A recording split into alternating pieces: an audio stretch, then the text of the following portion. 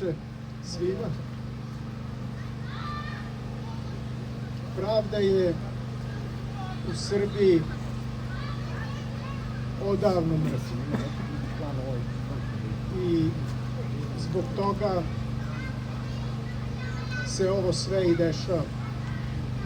Bilo je potrebno da pravda bude ubijena, pa da onda ustanemo i da se borimo za nju.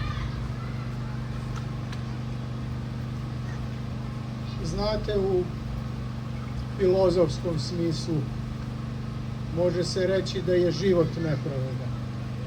Neko se rodi lep, neko ružan, neko pametan, neko glup. Dakle, nepravda je od rođenja tu prisutna i u smrti nas čeka.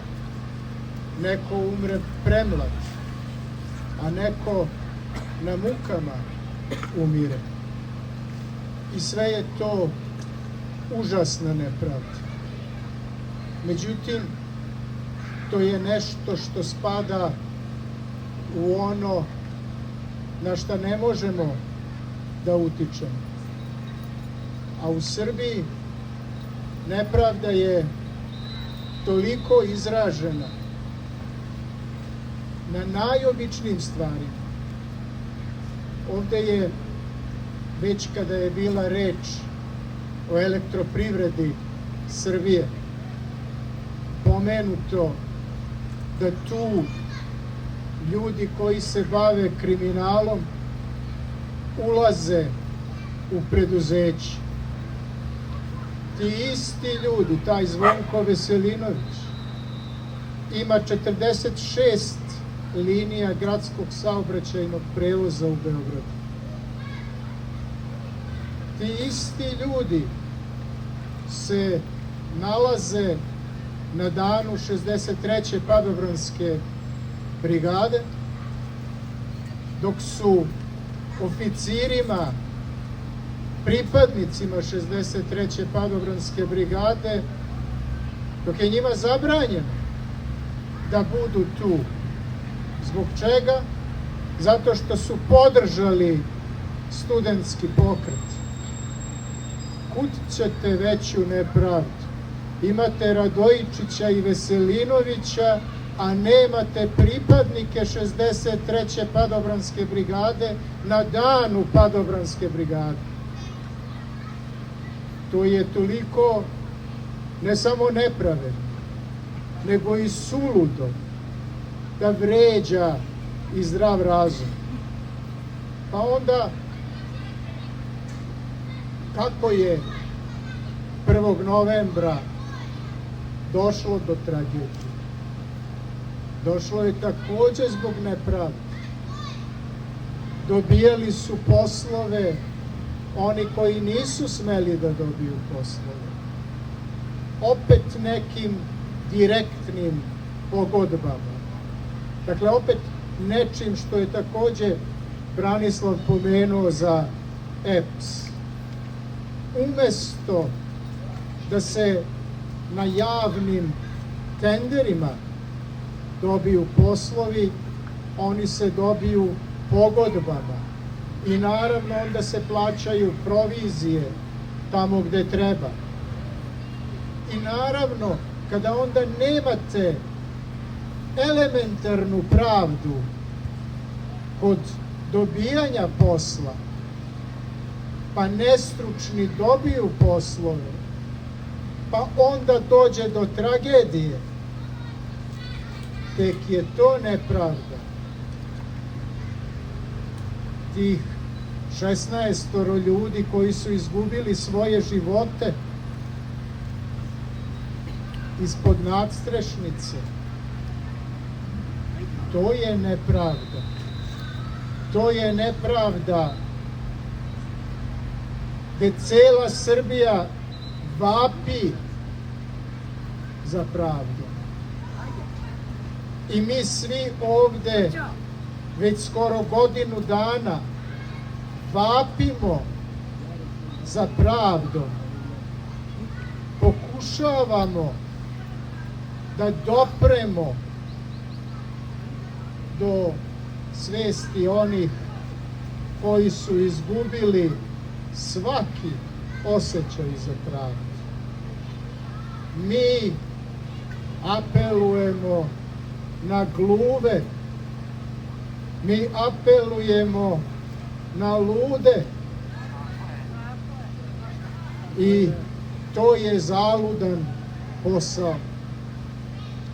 Mi ćemo morati svi da zajedno se držimo, da zajedno nastupamo. Ovde je pomenut društveni front. To je jako važna organizacija, jer u tom društvenom frontu sve nepravde u najrazličitijim sektorima mogu da se iznesu, da se skupe, pa onda da vidimo kada jednom ovo zlo oteramo, a namerno koristim glagol oterati, jer oni dobrovoljno otići neće. Mi ćemo morati da ih oteramo. Izbori su put, ali izbori neće biti dovoljni. Moramo što ubedljivije da ih pobedimo. Pa onda da im sužavamo manevarski prostor, da ne mogu kud nego da primene onu poslednju nepravdu, besprizornu silu. Uostalom, oni su je i ovako primenjivali. Da li se sećamo studentkinje Ponjavić iz Kraljeva? Da li se sećamo kako je automobil nosi? Automobil koji je prešao, ona nije čak stajala na kolovozu, ona je bila na trotoaru. Automobil je nosi. Svi smo plakali tada. I te suze, one peku i dalje. One peku jer šta je bilo sa onima koji su ne samo studentkinju Ponjavić, nego i druge nosili.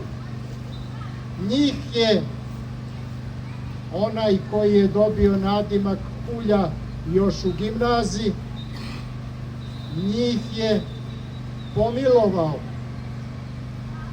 Dozvoljeno je gaziti automobilom samo ako ste protiv nepravičnog zločinačkog režima. I taj režim koji iz dana u dan potvrđuje zločinački karakter, on neće priznati rezultate izbora. Svejedno, mi na izbore moramo ići, jer ih moramo naterati da svima, celom svetu pokažu svoje zločinačko lice. Oni će ga svakako pokazati. A mi moramo onda da budemo spremni takođe da se borimo. Da se borimo onako kao što se nikada u životu borili nismo.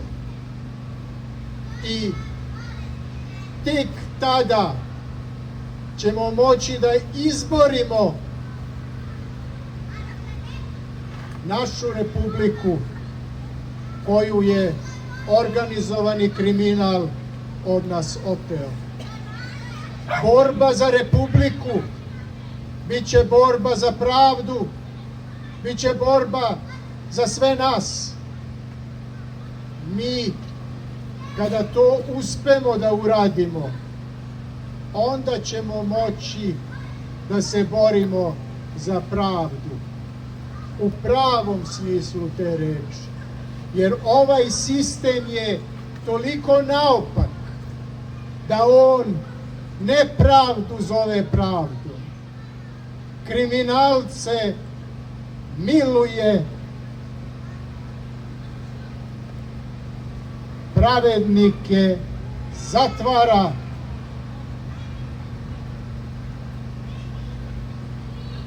Policajcima proglašava kriminalce, kriminalci hapse i tuku pravedne građane. Je li to pravda u kojoj živimo? To je kriminalizovani režim koji je kriminalizovao čitavo društvo, koji je uništio državu. I zbog toga ćemo mi morati iz temelja da gradimo novu republiku. Policija će morati da bude pročišćena. Policija mora da bude zaštitnica zakona, a ne zaštitnica kriminala i kriminalaca.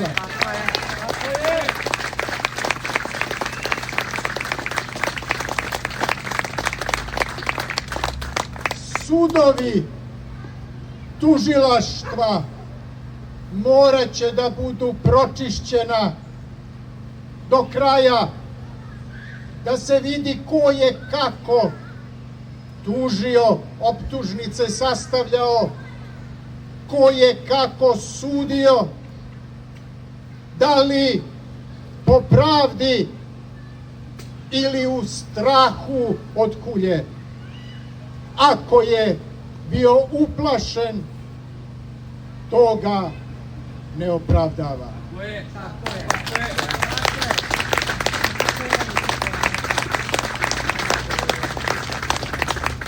A tek ako je bio podmićen, ako je bio potplaćen, koliko takvih ima, svi oni moraju da se suoče sa pravdom.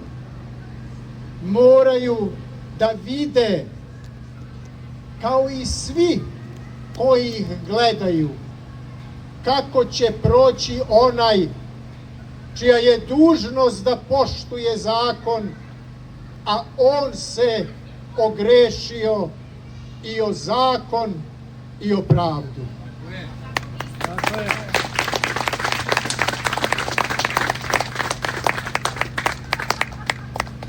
I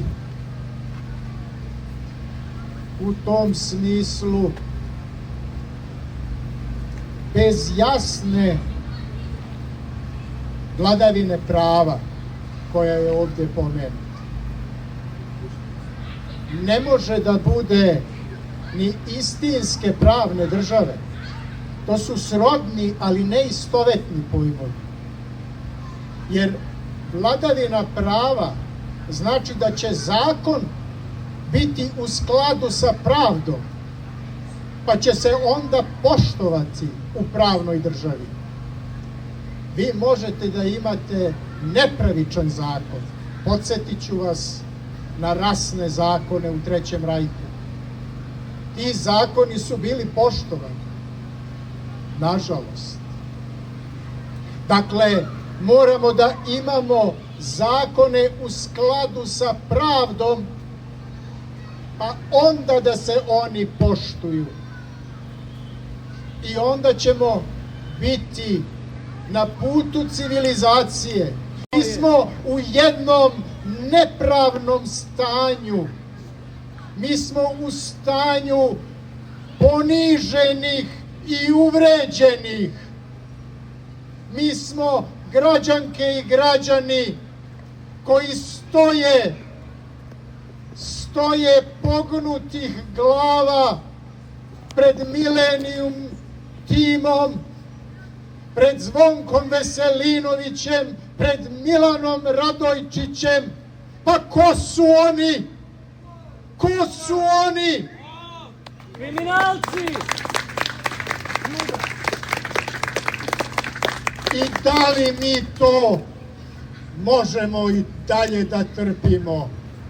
Ne možemo, braćo i sestre, ne možemo!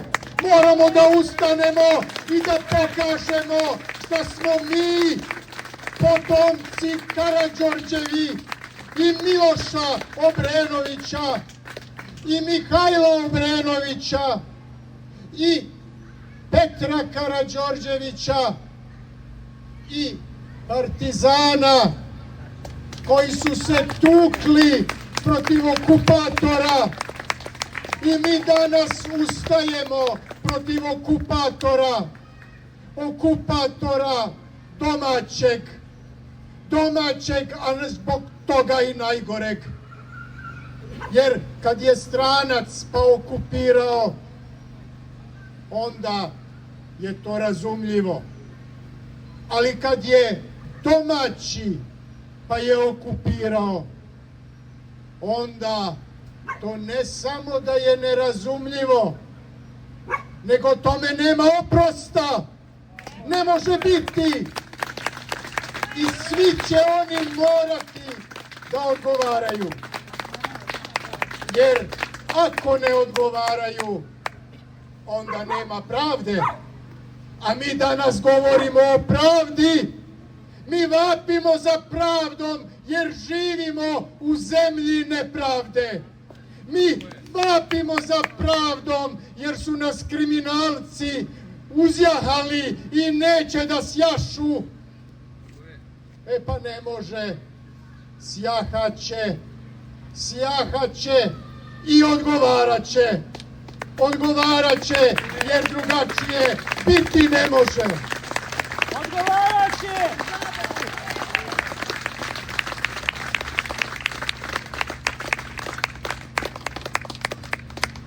Hvala vam, podržimo sve u pravičnim borbama. Prosvetni radnici, njih želim posebno da pomenem. Oni su toliku žrtvu podneli. Nije bilo dovoljno solidarnosti. Nije stvar samo u tome da nekog tapšete po ramenu, nego stanite uz njega. Jednu lepu ustanovu mi smo zaboravili, pa su nas Italijani podsjetili, zbog Palestine su ušli u generalni štrajk. Zbog Palestine čitava Italija je stala na jedan dan. Pa zar mi ne možemo zbog sebe da ustanemo? Svi zajedno da ustanemo, solidarno i da se borimo. Generalni štrajk koji bi trajao nedelju dana pokazao bi svu svoju snagu. Mi bismo je pokazali i sve bi mnogo brže i efikasnije bilo obavljeno. Tako je. Nikada nije kasno. Nikada nije kasno. Ako ne, ovo će trajati. Ovo će trajati. On će ići na to da nas iscrpljuje. On veruje da ćemo se umoriti. Mi moramo da mu kažemo: nema umora, niko nije umoran.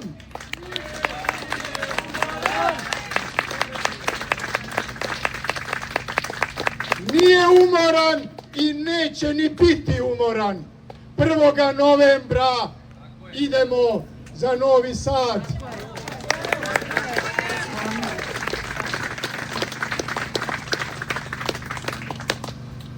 Držimo se zajedno, budimo solidarni, uspećemo, pravda će na kraju biti zadovoljena.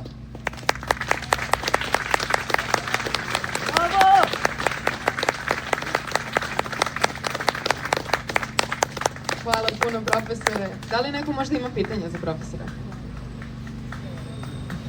Ne stidite se. Dobro, hvala još jednom. I hvala svima što ste došli danas. To nam puno znači. Svi naši govornici i Karaburma u blokadi i građani udruženi u zborove koji su podržali ovaj događaj, želeli su da prenesu istu poruku, čini mi se. Koliko smo jaki kad se držimo zajedno. Zato vas pozivam još jednom, ko nije, da se prijavi da bude kontrolor, možete tu na štandu, da potpiše peticiju za raspisivanje vanrednih parlamentarnih izbora, da podrži inicijativu protiv privatizacije naših apoteka i da podrži naše sugrađane koji se bore protiv jednog big problema ovde na Karaburmi. A za kraj, zatvorili bismo ovaj događaj sa 16 minuta tišine za stradale u Novom Sadu.